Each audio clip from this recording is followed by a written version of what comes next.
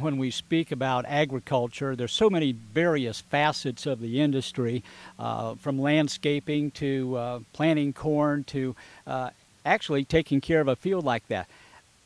How important is it for Trupointe to have and maintain those kind of relationships with different facets other than production agriculture?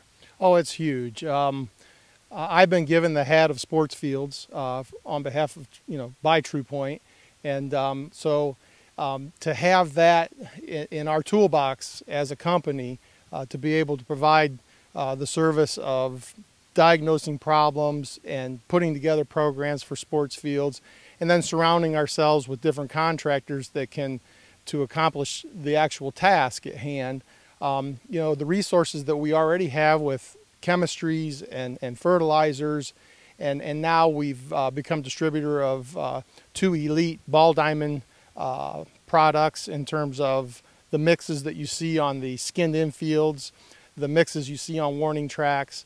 It's been huge, and I think it's going to really, as a turf division, it's really going to be a nice feather in our cap, and hopefully the other teams that come through here and see the different things that are on the field, see the nice lush grass.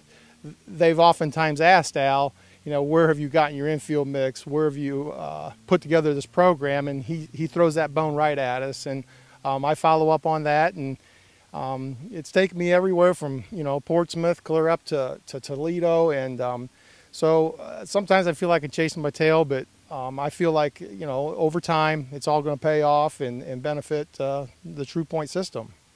Well, speaking of Brian Young and his sports field company, Brian, can you tell us a little bit about the company, how long you've had it, and how did you get started?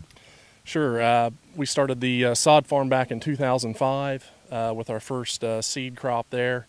It takes about 18 months for sod to grow in.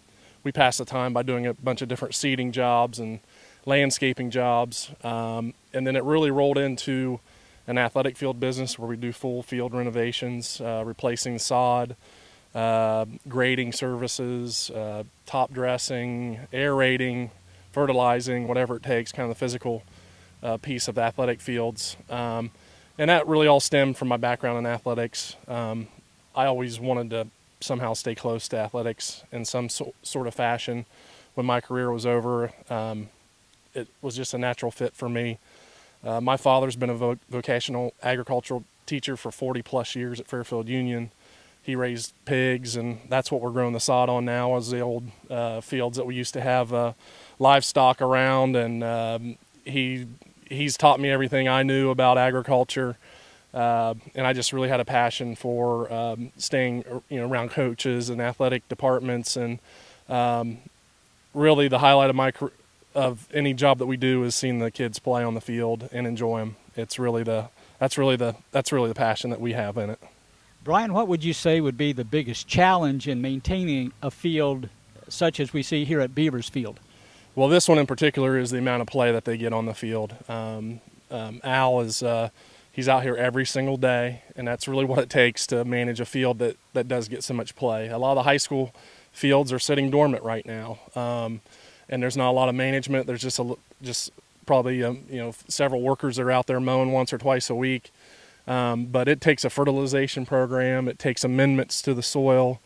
It takes constant weeding and fertilizers. There is something to do every single week, and when you're putting 6-7 games on it a day, there's compaction problems. I mean, there's a long laundry list of things that need to be addressed every single week, and Al's pretty much a one-man wrecking crew. Our company provides some assistance more or less quarterly to do some of the heavy deep tine aeration, top dressing, when we can assemble our crews and our equipment over here, and we work with Al, and he kind of coordinates everything, and we make the field the best possible playing surface that it can be. Well, we understand that there are internships, there are majors at colleges and universities. Do you get young people that come by and say, hey, I'm sort of interested, do you have anything that I might be able to learn a little bit by working for you? Well, the neat program that we really offer is being so close to Fairfield Union, that's where I went to high school, and like I said, my father is a VOAG teacher there. I've helped to put 2 state farmers through his vocational agriculture program there. They still work for me today.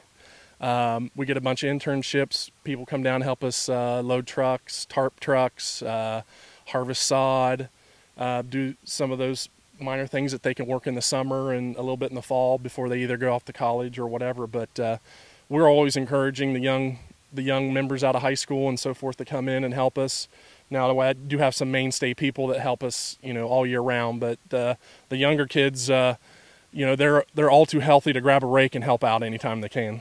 And I'm going to have to ask you, for all of the folks watching right now, that they don't want to hire a service to come in. They enjoy working on their lawn themselves. And gosh, most of the lawns that you see driving by neighborhoods don't look anything like this.